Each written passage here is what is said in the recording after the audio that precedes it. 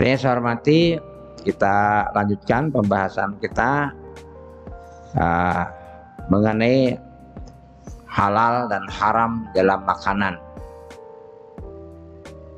Jadi ini harus kuat di akidah. Saya sebenarnya bahas akidah, bahas keimanan. Percuma bahas keimanan apabila makannya masih makan haram. Jadi nggak lihat halal haram, pokoknya dapat makan. Itu berarti imannya sangat tipis atau mungkin tidak ada. Jadi tidak takut sama sekali tatkala memakan barang haram. Padahal tatkala kita makan barang haram, kan secara sunnatullah tatkala makanan bergizi kita konsumsi, kemudian jadi daging kan, jadi lemu gitu. Karena memang sunnatullah seperti itu. Nah, daging yang berasal dari makan haram itu akan menggeret daging lainnya masuk ke neraka. Jadi hati-hati makan barang haram itu. Walaupun sedikit kemudian jadi daging gitu, di sini kan jadi lemu, istilah tambah gemuk karena makan itu. Sementara yang lainnya dari barang halal, maka yang berasal dari barang itu akan geret dirinya masuk ke neraka.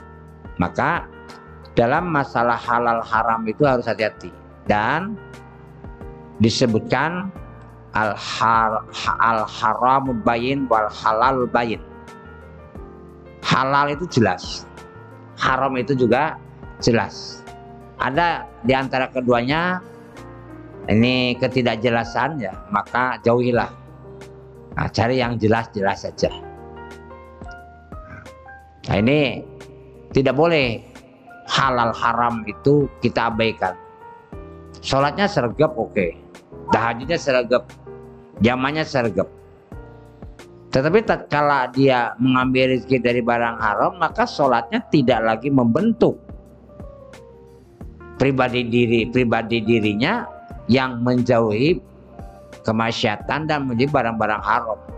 Ada yang salah.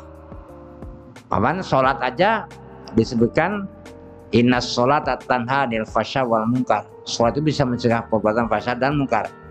Ya aneh kalau orang sudah sholatnya rajin, ibadah puasanya rajin gitu, tetapi kok masih mau menerima barang haram dan masih mau memakan barang haram. Ini ada apa di dalam sholatnya itu sampai tidak muncul rasa takut di hadapan Allah, mampu mengkonsumsi barang haram? Padahal sudah jelas sekali ada daging yang jadi dalam tubuh kita akibat mengkonsumsi barang haram, maka daging yang besar dari haram itu akan menggeret dirinya masuk ke neraka. Nah, ini harus selektif sekali. Jangan sampai ini menjadi sepele. Dan tidak usah khawatir. Lah nanti kalau saya selektif milih barang halal, bisa-bisa nggak dapat barang, bisa-bisa nggak dapat uang. Nah, ini logika keliru. Kalau kita lihat firman Allah di dalam Quran, ya, surat 16, kita baca ayat ke-97, itu jelas. Man amila solehan, siapa orang yang beramal soleh, min zakarin, baik itu dari laki-laki, au unsa atau golongan perempuan, wa mu'minun, dan dia dalam keadaan iman. Amal soleh didasari dengan keimanan. Apa janji Allah? Falanuhyiyannahu hayatan thayyibah, Allah akan memberi kehidupan dengan kehidupan thayyibah. Jadi jangan sampai saya nanti kalau menghindari barang haram nggak dapat apa-apa. Semua apapun yang kita dapatkan itu izin Allah. Kalau tidak izinkan nggak dapat apa-apa, bukan karena hal haramnya.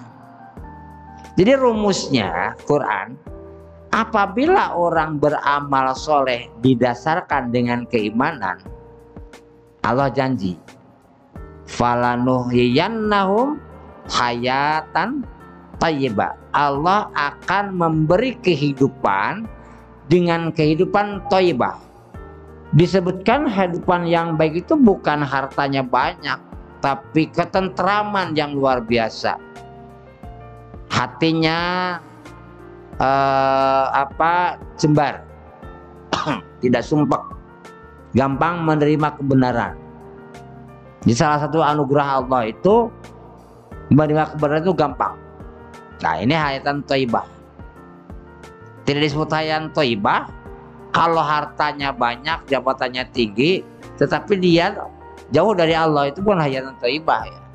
Nah, terus disebutkan walanajziyannahum ajrahum bi ahsani ma kanu ya'malun, dan besok di akhirat dia akan diganjar, dibalas oleh Allah dengan ganjaran yang lebih baik dari amal yang dilakukannya. Itu janji Allah. Janji Allah itu lebih pasti daripada 2 ditambah 2 sama dengan 4. Kita yakin, sangat yakin banget bahwa 2 tambah 2 4. Keyakinan kita kepada janji Allah harus lebih yakin tenimbang 2 ditambah 2 sama 4. Ini Allah sudah janji. Mohal bagi Allah, tidak mungkin bagi Allah tidak menepati janjinya. Kalau ada orang yang sudah hati-hati hidupnya, halal haramnya, sholatnya sergap, puasanya, tahajudnya, kok masih hidupnya kemerungsung, susah, rezeki susah, ada yang salah. Mungkin dalam beramal kurang ikhlas. Orang lain boleh mengatakan, oh itu amalnya sergap. Bagi Allah belum tentu, karena Allah menilai seseorang itu bukan hanya amal raih dia, sambil hatinya itu apa, motivasinya apa. Kita sama-sama di masjid, duduk di masjid yang sama, di waktu yang sama, mengikuti acara yang sama, belum tentu yang satu oleh Allah dianggap ibadah, yang lain dianggap ibadah. Belum tentu. Kenapa? Allah menilai sampai pada niat yang ada di dalam hati masing, dan kita tidak tahu niat teman-teman kita ini. Allah tahu.